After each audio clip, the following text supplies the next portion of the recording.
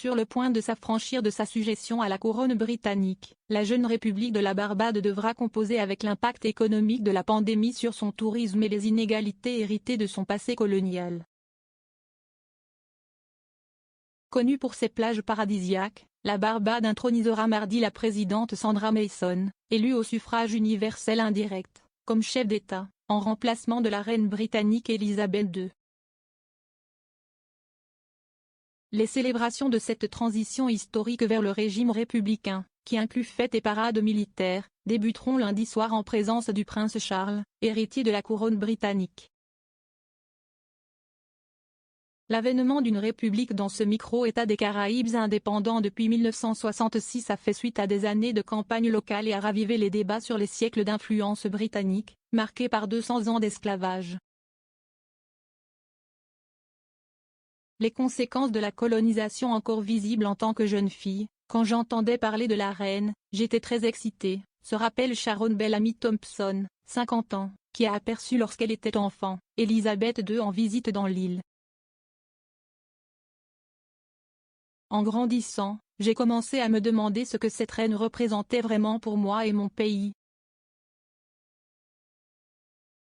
Cela ne faisait aucun sens, confie la vendeuse de poissons dans la capitale Bridgetown. Avoir une femme barbadienne présidente sera super, poursuit-elle. Pour certains militants, comme Firana Bulbulia, fondatrice de l'Association musulmane de la Barbade, la colonisation britannique et l'esclavage sont directement responsables des inégalités sur l'île. Les écarts de richesse, la capacité à être propriétaire, même l'accès aux prêts bancaires, tout cela est lié aux structures créées sous le pouvoir britannique, soutient la jeune femme de 26 ans. Les chaînes physiques de l'esclavage ont été brisées et nous ne les portons plus, mais les chaînes mentales persistent dans nos esprits, lance-t-elle. 16% de chômage après la crise du Covid-19. La Barbade a tenu en octobre la toute première élection présidentielle de son histoire, 13 mois après l'annonce du divorce constitutionnel d'avec la couronne britannique. Mais certains habitants pointent l'existence de problèmes plus urgents, notamment la crise économique causée par la pandémie de Covid-19, qui a exposé au grand jour la dépendance du pays envers le tourisme, en particulier issu du Royaume-Uni. Avant l'émergence du virus, l'île aux eaux cristallines était visitée chaque année par plus d'1 million de personnes.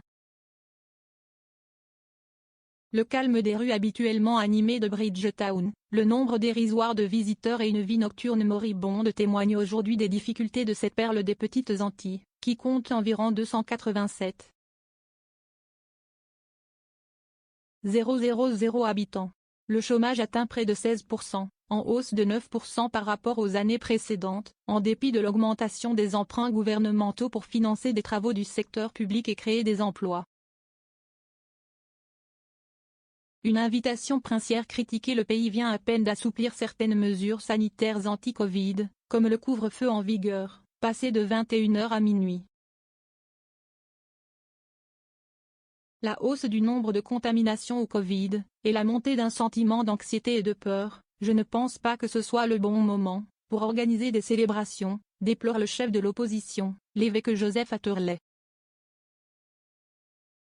Des critiques visent aussi l'invitation du prince Charles par la première ministre barbadienne, Mia Mottley, qui doit lui remettre la plus haute distinction de l'île, l'Ordre de la Liberté Order of Freedom.